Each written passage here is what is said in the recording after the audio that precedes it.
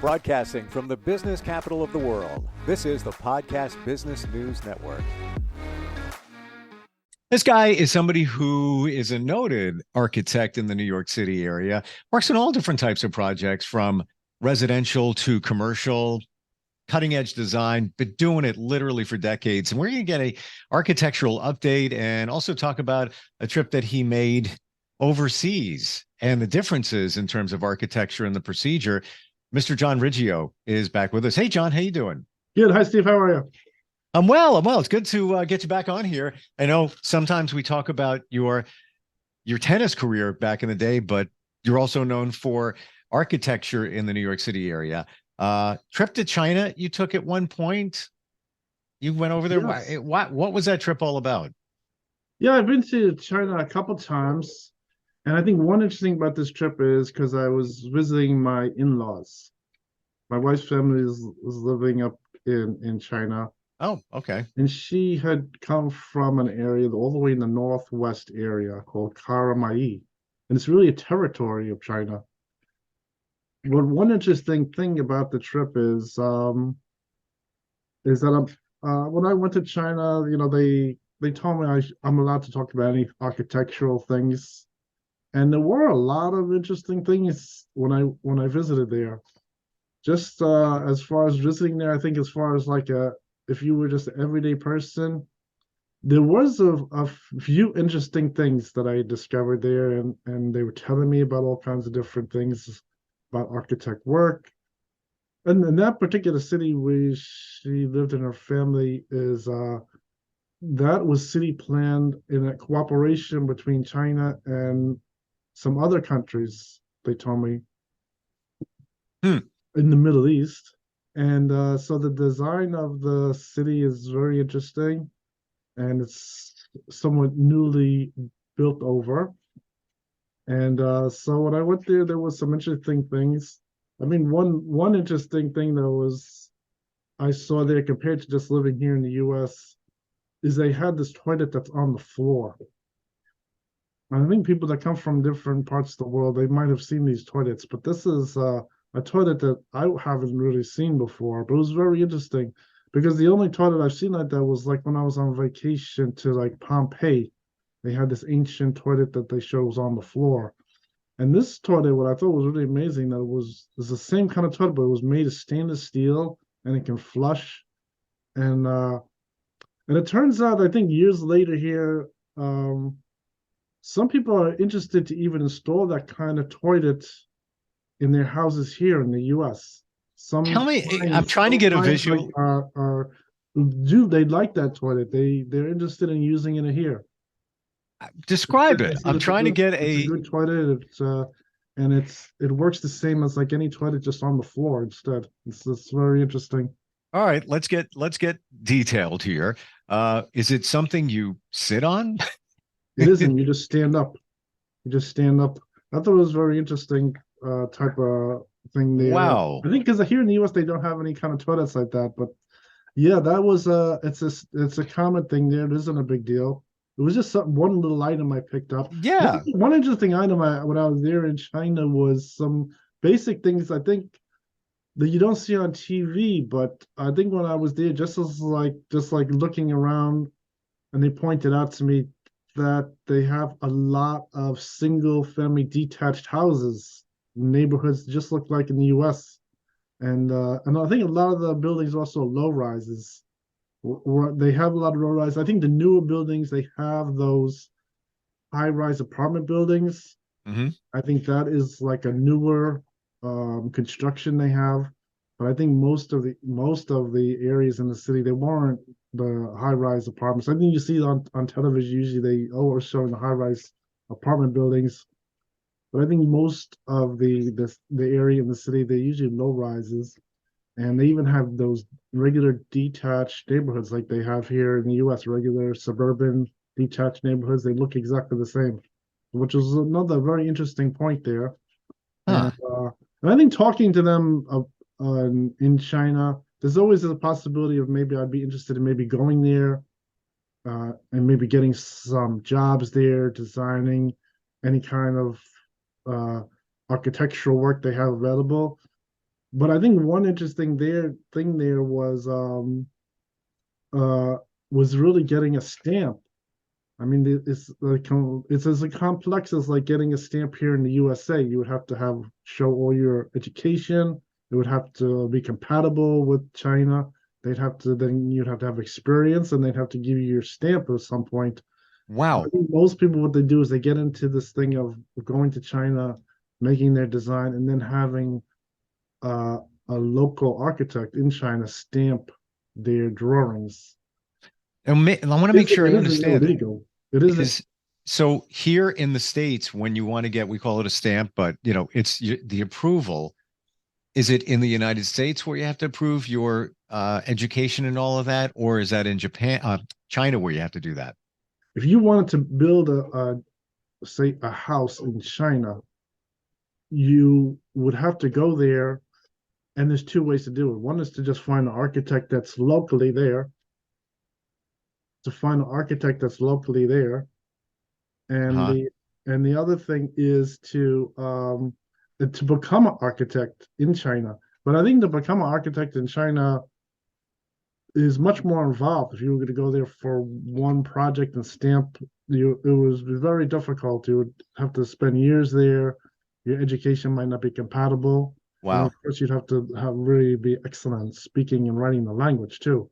So a Would lot of you, people, based on all of that, John, would you say that it's much harder to get a license as an architect in China as it is in the United States?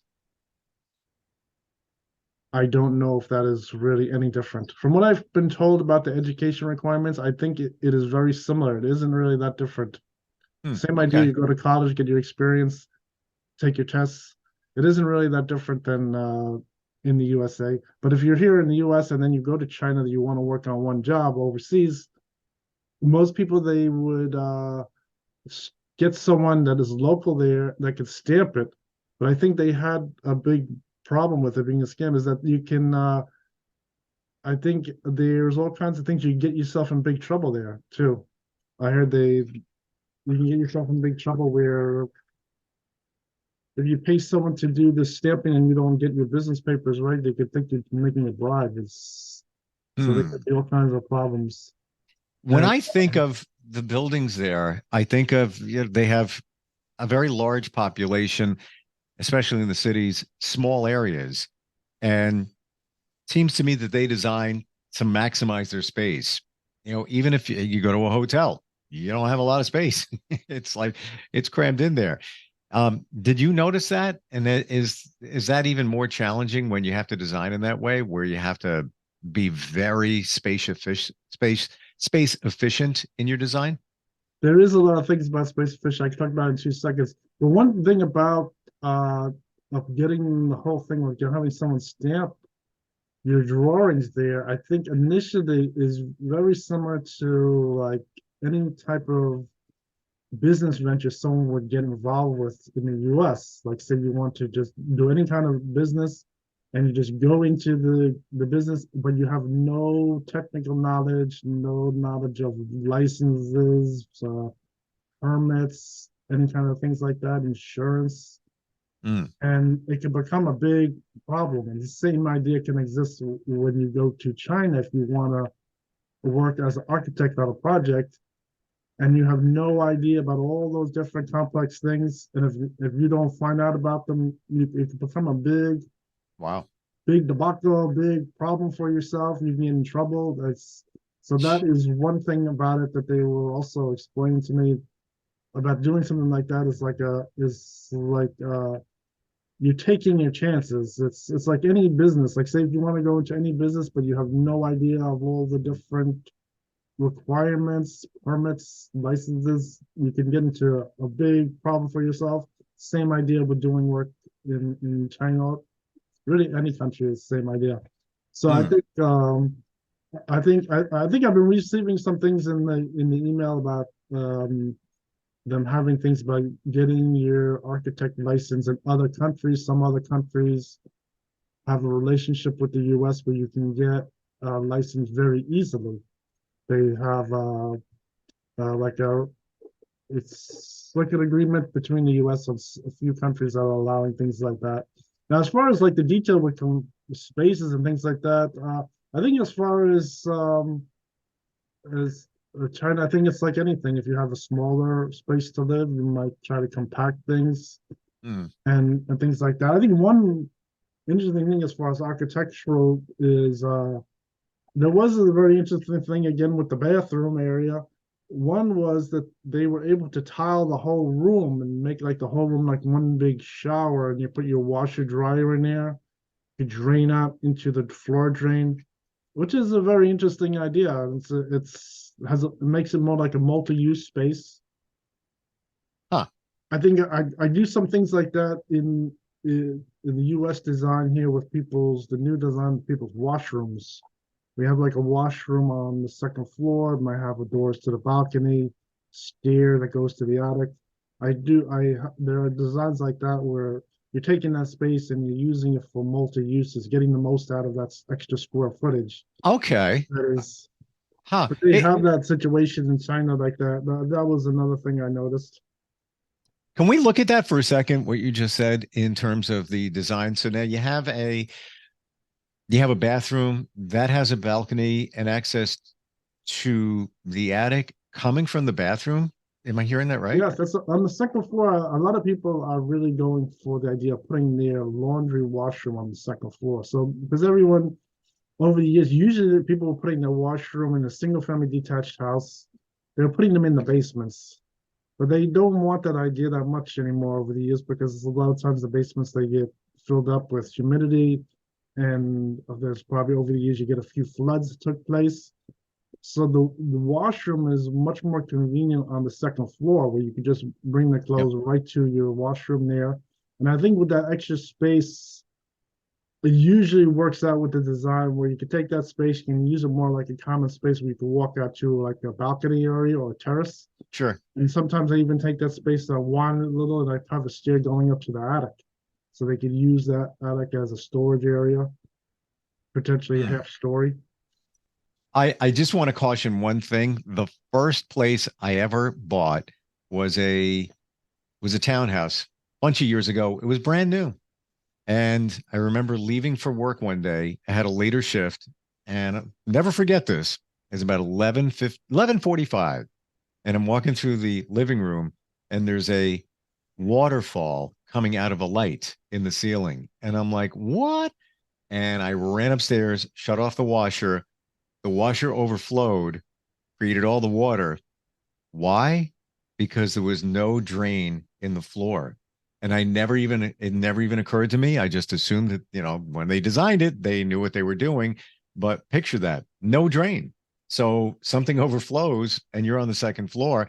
So the only remedy at this point was, aside from fixing all the sheetrock and all the issues from the water damage, was I made a stainless sheet metal pan with like a 6-inch lip around it and a water alarm. And I could only use the washing machine when I was home, just in case it would overflow for whatever reason. So yeah, if you're going to do it upstairs, take it from me. Make sure you have a drain. You definitely need a drain in the floor. Yes, put a floor drain in there. Yes. I don't know how they designed it without that. Like at one point, it's going to happen. And in fact, my friend just had it happen last week with the washing machine that was in the garage. So it was fine, but it had a leak, and it was one of the hoses underneath the washer. It just rotted after a period of time. It was a $10 fix.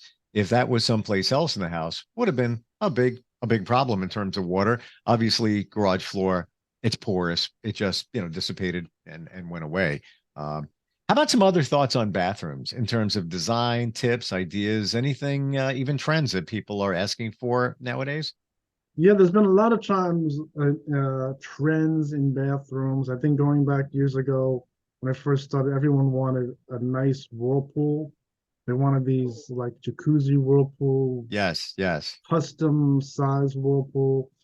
And that was going on for a long time. Those different kinds of whirlpools. Some of them were like you build a wood with tile on top, and then they would take the pre-made tub and just like put it in the base you make. There are all kinds of different kinds of things like that over the years. Yep. I think most recently, a lot of people are going for like a design that is like a revival of an old-fashioned bathroom tub. It's a freestanding tub that has Okay. like four stands, four legs on the bottom. It rests on the tile floor and it's freestanding. And this is a new type of freestanding tub. It's sort of like a revival of an old idea people had years ago.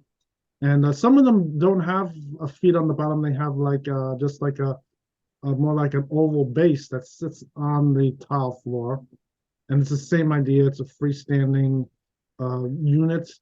You don't have to put it against the tile wall or build it in this one. It's very similar looking to the Hmm. original idea they used to have years ago, just a freestanding tub.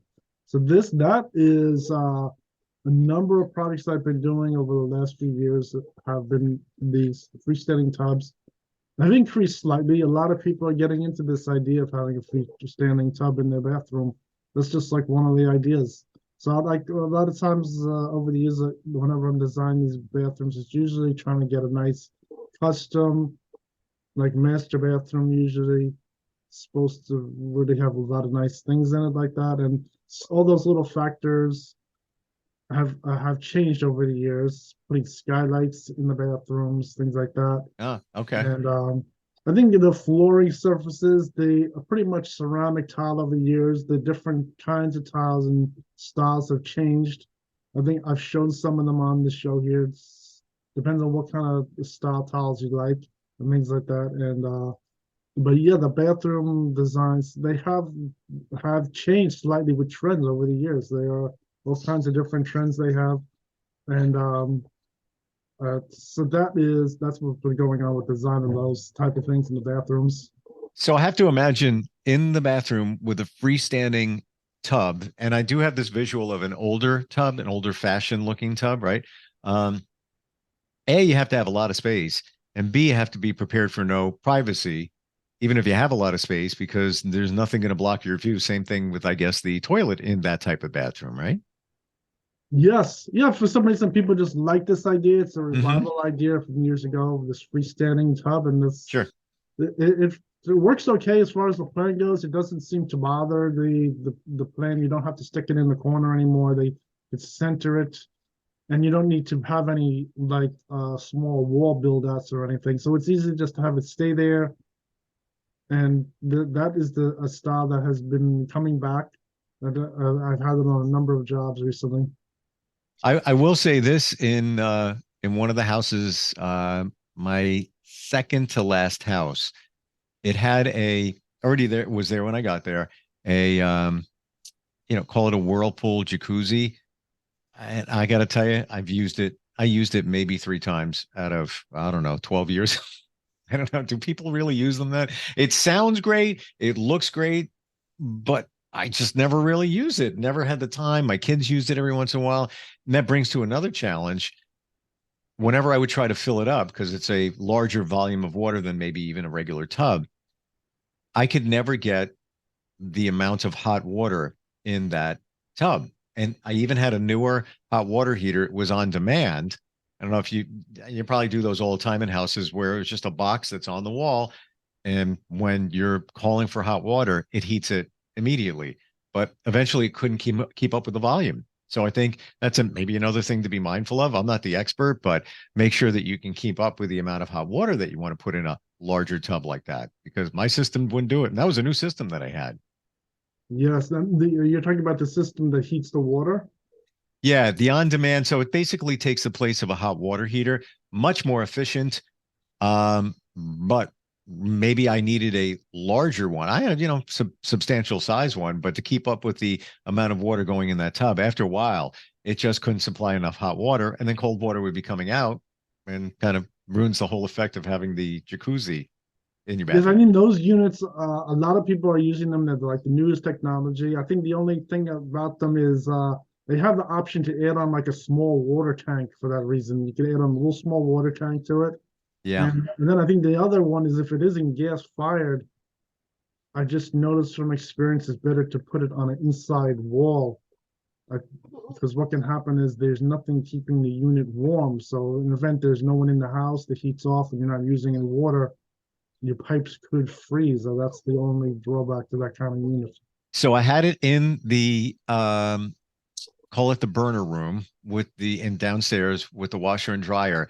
There was a tank attached to it, not that big, almost looked like your typical propane tank for your barbecue. I think they call it an expansion tank. I don't know. I can't see that. What does that do? It does help a little. A lot of people like to add it on, and I think they don't have any problems with it. Because of that reason you're talking about it, that little delay in the water coming through warm, putting the small tank onto that direct vent unit seems to work slightly better. Didn't work in my house. That was a long time ago. And maybe it wasn't designed right, or maybe it couldn't keep up with the demand for that, for that whirlpool. Any other thoughts on bathrooms while we were talking about the bathroom in China? Any thoughts of things that people are asking for, or trends, what people want nowadays in their bathrooms? No, not really. I think that's about it. Yeah. Okay. Yeah. I mean, one interesting thing about China, with the same story, was when I was there, they were already telling me about this whole thing with SARS that they have there, which is very interesting, and the whole thing with keeping supplies in their home. And I think the thing with this 3 month they have a 3 month shutdown like every 3 years on average. And so everyone is required to keep 3 months worth of supplies of toilet paper, paper towels, any other kind of supplies you might need, with food supplies, things like that. And so that was something new. I did not know about that whole thing back then. I had gone there it was before 2019.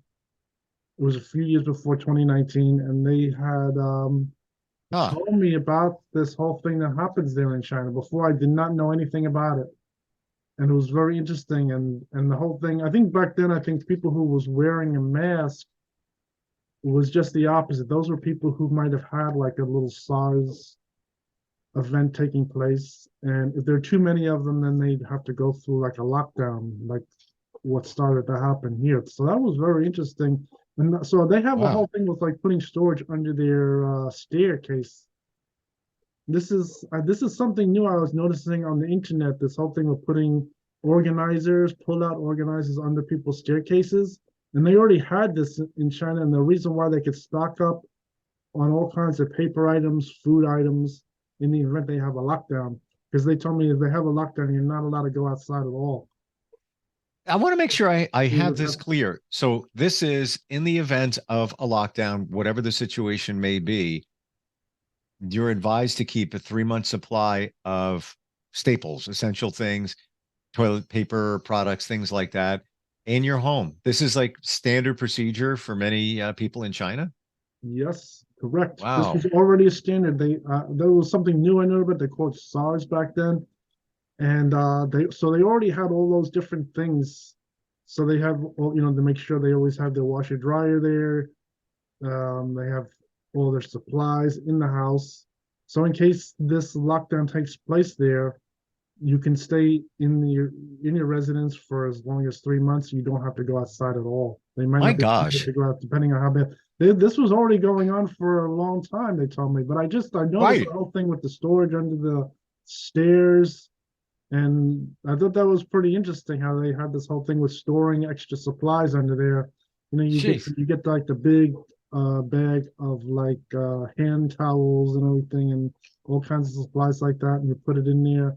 And that is, oh my gosh, it was already happening. Yeah, they told me about that. That was very interesting that was happening, because I think something like that really didn't take place here in the U.S. So I think that was a very interesting of events they were telling me. And they said that usually every 3 years they have these shutdowns in China. So they were already used to this.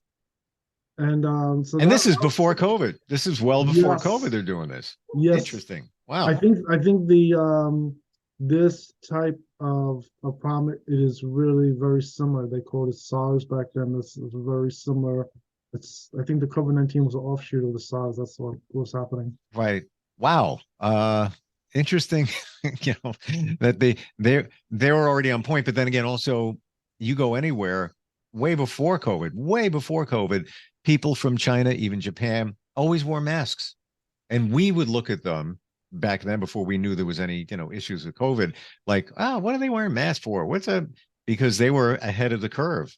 They, out of respect, we don't want to spread any germs. And that's what they normally did. And then it became the norm. Wow. Yeah, it was reversed. Usually someone who had some kind of cold like that would usually wear a mask. I think Right. if it got bad enough, then the same thing would happen where everyone have to stay in and everyone would have to wear a mask, also things like that. Interesting look at the culture there, even I connected think to. one thing here compared to that is that when I was living, particularly in Long Island and New York City, we always had so many viruses because the population is very dense inside the New York City. I think over here, over the border in New Jersey, slightly further away from as dense a population, even though you just like take 45 minutes and I'm in the middle of the city. But I noticed from those years that viruses could spread very fast. Like you can get a flu or any kind of things like they had West Nile virus. They had all kinds of other viruses that were going around. And I think back then I used to use the antibacterial Hand sanitizer? Yes, I used to use a hand sanitizer back then because I realized when I was going to people, either it was in their house for residential work, going to their business. Sure. There's a lot of people around, and there was a lot of people might have had these type of colds, these type of viruses going around, and I started to use that sanitizer back then. It was working good. Wow. I think I didn't get into wearing like the face mask. I think as far as there's also the only other thing as far as like in architect work is when you visit people's mechanical rooms and things like that, there is this whole thing about having a problem getting other diseases like asbestos related diseases and black mold related diseases and things like that, where if you maybe wearing a filter mask would work good. If you're on a job site where there's a lot of like dust going around from plaster and things like that, you could wear a mask on that too. You could have a problem getting too much of that in your lungs. Yeah, especially like even asbestos. We're out of time here, John. Fascinating, looking at other countries and architecture. I want to tell everybody your website is your name, John, John, Riggio.com. You can see a lot of John's work. And if you want to contact him, even as a consult, got a question, he's the guy over here. Always great talking with you, John. Thank you very much for being here. Maybe next time we'll pivot back to talking about your tennis career. You're welcome. Thank you.